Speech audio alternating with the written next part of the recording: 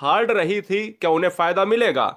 अगर हम revised answer की बात करें तो दोस्तों आपको मैं बता देता हूं सबसे पहले रिवाइज्ड आंसर की, जिसमें जितने बच्चों का स्कोर कम है उनके स्कोर में बहुत ज्यादा क्या होने वाला है, चेंजेस होने वाला है। अब बहुत ज्यादा चेंजेस का मतलब है कि 20 से 25 नंबर का नहीं, लेकिन एक नंबर भी बहुत होता है।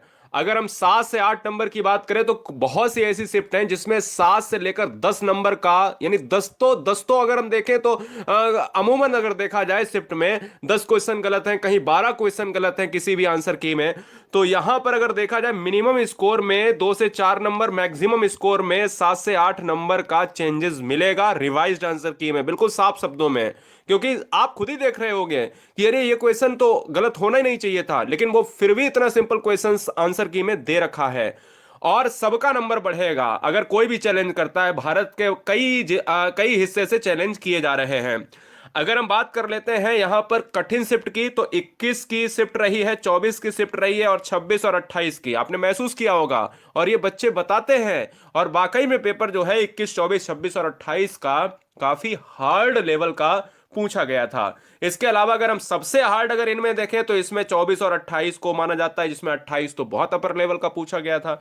अगर हम यहां कट ऑफ की बात कर लेते हैं, देखिए भाई जनरल ओबीसी और एससी एसटी ईडब्ल्यूएस में कहता है कि भाई सेफ स्कोर क्या होगा, इंटरव्यू की तैयारी करें या ना करें, या बाद में दिक्कत होगी, या पूरी तरीके से टोटली जो एक मेरिट बनेगी वो क्या बच्चे सेलेक्ट होंगे। तो इंटरव्यू के लिए आप फर्स्ट अगर हम स्टेप उठाना चाहते हो, सेफ स्कोर की बात कर रहे हो, वो रिटन एग्जाम का देखिए, अगर हम 120 से नीचे आते हैं तो थोड़ा सा नाकामी रहेगी। 120 से अगर नीचे आते हैं तो थोड़ा सा नाकामी ये रहेगी कि आप किसी भी कैटेगरी में हैं, चाहे ईडब्ल्यूएस में हो, चाहे जनरल में हो, ओबीसी में हो।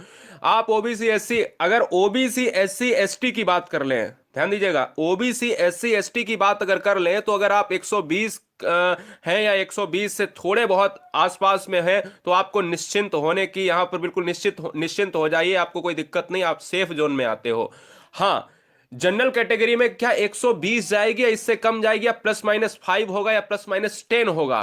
तो यहां पर मैं आपको बता देता हूं कि आप भी पहला कदम उठा सकते हैं, क्योंकि कहीं ना कहीं जितने भी बच्चे हैं वो इसी रेंज में आ रहे हैं। आप अगर आज भी अगर हम सर्वे करा लें, कई बार सर्वे हुआ, आपने देखा होगा, बहुत से चैनल्स देखे होंगे कि 120 वाला अगर है बच्चा तो वो कदम उठा सकता है, तैयारी को मजबूत कर सकता है, क्योंकि समय कम मिलेगा इंटरव्यू के लिए। और अगर आपका सिलेक्शन अगर रिटन एग्जाम्स में होता है और आपने चीजों को नहीं पढ़ा है और आपके पास समय नहीं है, तो फिर आप टेंशन और प्रेशर की वजह से अपने इंटरव्यू को खराब कर लेंगे, ये बात तय है।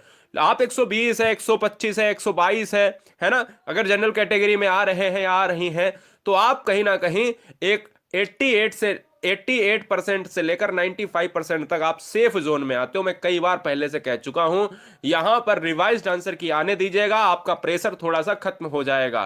ठीक है ना, तो चिंता मत करिएगा, आपके आने वाले भविष्य के लिए आप सभी को बहुत सारी शुभकामनाएं।